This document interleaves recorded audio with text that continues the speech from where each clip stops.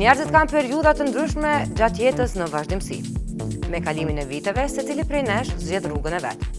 Dikush përkushtohet për karrierë, e ka edhe prej atyre që qëllim kryesor kanë martesën dhe krijimin e familjes. Por çfarë ndodh me një artiste në momentin kur vendos të bëhet nën? Çfarë ndodh me karrierën e saj? Duke pas parasysh se të qenurit nën kërkon shumë kohë dhe përkushtim, e në anën tjetër të jesh këngëtare nuk është punë as pak e lehtë. Por detaje më të hollësishme ndjeki materialin e përgatitur në vazhdim. Unë largohem, sepse lajmet që unë do bëhem nën. Është shumë bukur bekohesh me një fëmijë. Unë kam fatin që po bekohem me një fëmijë, aktualisht jam shtatza. I lanë misionet në gjysmë për një kohë të saktuar. Kjo pasi nëna natyrë po përgatiten nga një dhuratë për to. Disa fytyrave të ekranit po ushtohen përgjithësi, ato dhe disa muaj do të gëzojnë statusin prindër.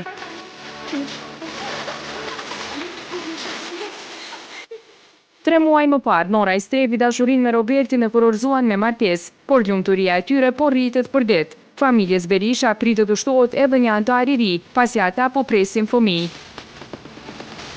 Edhe pse ishte angazhuar në spektaklin Dance with Me, Nora i strefi hoqi dorë nga kjo garë për vetë faktin se është shtatzën dhe donte të evitonte çdo rrezik të mundshëm.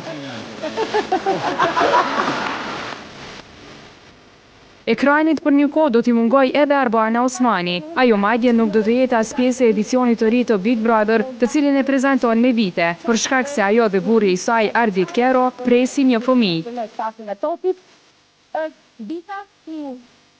Këtë mrekulli po e përjeton edhe Xhemi Shevu, ish moderatorja e Edjel, do të bëhet nën për herën e dytë, pasi ndjenjen e ëmësisë për herë të parë e përjetoi me lindjen e Martinit, djali 3 vjeçar. Por si do ja dalin këto dhe shumë nëna të tjera që synojnë karrierë, të vazhdojnë punën pas lindjes, dhe a mund të jenë fëmijët një lloj pengese në realizimin e qëllimeve të tyre profesionale.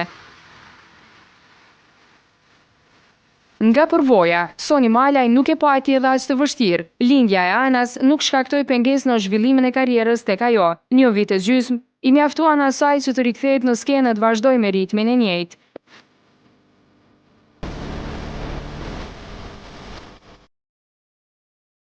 Rikthimin e bëra në mënyrën më të natyrshme të mundshme, nuk ose erdha me këngë apo me klipe, se ndoshta edhe ajo pauza të vija direkt me këngë sikur nuk shkonte, erdha pak kështu që të futesha ëmbël njerëzve me X Factor, duke qenë çdo të diel nëpër televizione, u rimësuan me prezencën time, dhe atëherë fillova nga karriera muzikore edhe një herë. Madje sipas Sonit, pavarësisht obligimeve që ka një nën artiste, menaxhimi i kujdesshëm nuk lën vend për të llovi. Vetëm ti je artiste, pa që nën është shumë dinamike, ti duhet të merresh me shumë gjëra. I shtohet edhe ana tjetër e medaljes, që bëhesh nën, bëhesh me fëmijë, je familjare, dhe normalisht doza e ngarkesës dhe përgjegjësisë shtohet akoma dhe më tepër. Por pastaj duhet thjesht ti jesh e aftë, ti menaxhosh gjërat dhe ti jesh gjithmonë pozitive, sepse menaxhohen.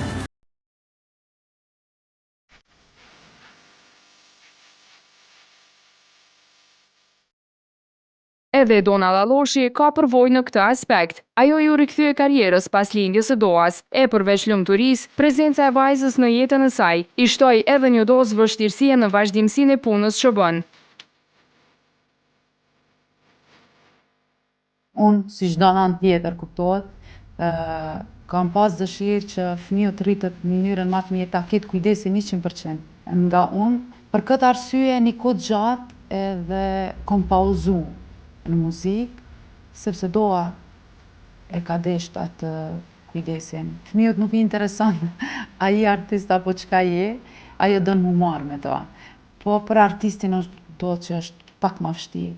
Tash vajza nuk ka rrit, kam mbush 3 vjet e gjys, e kam pak më të lehtë. Po me ndihmën e familjarëve të bashkëshortit, nanës time. E sociologja Donjeta Demolli nuk i arsyeton vështirësitë dhe pengesat që i shkakton fëmiu në zhvillimin e karrierës, sidomos kur është fjala për figurat tona publike. Nëse e krahasoj me jetën e yjeve të showbizit nëpër botë, domethënë perëndim në Amerikë, me jetën e yjeve tonë, atëherë mendoj që nuk ka ndonjë pengesë. Dhe është shumë vështirë apo gati e pamundshme të bëhen krahasime në këtë kuptim. Për shkak se ta zonë Beyoncé, që është një këngëtare shumë e famshme në për gjithë botën, që e ka një treg qindra milionësh, ajo ka dhe aktivitete tjera që i bie është angazhuar edhe në mod, në kozmetik, apo edhe në për fushatat ndryshme vedisuse. Domthon, angazhimi i saj nuk është vetëm në bërjen e një kënge.